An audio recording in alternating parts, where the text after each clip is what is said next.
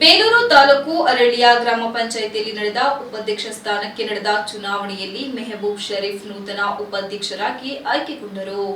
ಬೇಲೂರು ತಾಲೂಕು ಅರಳಿಯ ಗ್ರಾಮ ಪಂಚಾಯಿತಿಯಲ್ಲಿ ಮಾಜಿ ಉಪಾಧ್ಯಕ್ಷೆ ಪದ್ಮಾ ಮಂಜುನಾಥ್ ರಾಜೀನಾಮೆ ನೀಡಿದ ಹಿನ್ನೆಲೆಯಲ್ಲಿ ತೆರವಾದ ಉಪಾಧ್ಯಕ್ಷರ ಸ್ಥಾನಕ್ಕೆ ಚುನಾವಣೆ ನಡೆಯಿತು.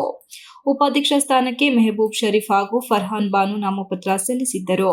ಇಬ್ಬರ ನಡುವೆ ಜಿದ್ದಾಜಿದ್ದಿನ ಪೈಪೋಟಿ ನಡೆದು ಒಟ್ಟು 22 ಮತಗಳಲ್ಲಿ ಮೆಹಬೂಬ್ ಶರೀಫ್ 12 ಮತ ಪಡೆದು ಜಯಶೀಲರಾಗಿ ಎದುರಾಳಿ ಅಭ್ಯರ್ಥಿ ಫರ್ಹಾನ ಬಾನು 10 ಮತಗಳನ್ನು ಪಡೆದು ಪರಾಭವಗೊಂಡರು.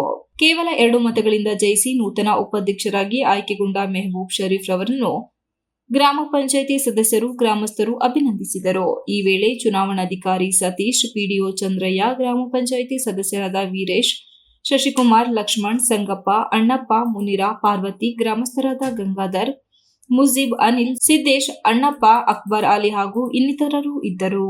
Ranjit Kumar, KS TV 46 news Kannada, ಅರಳಿ.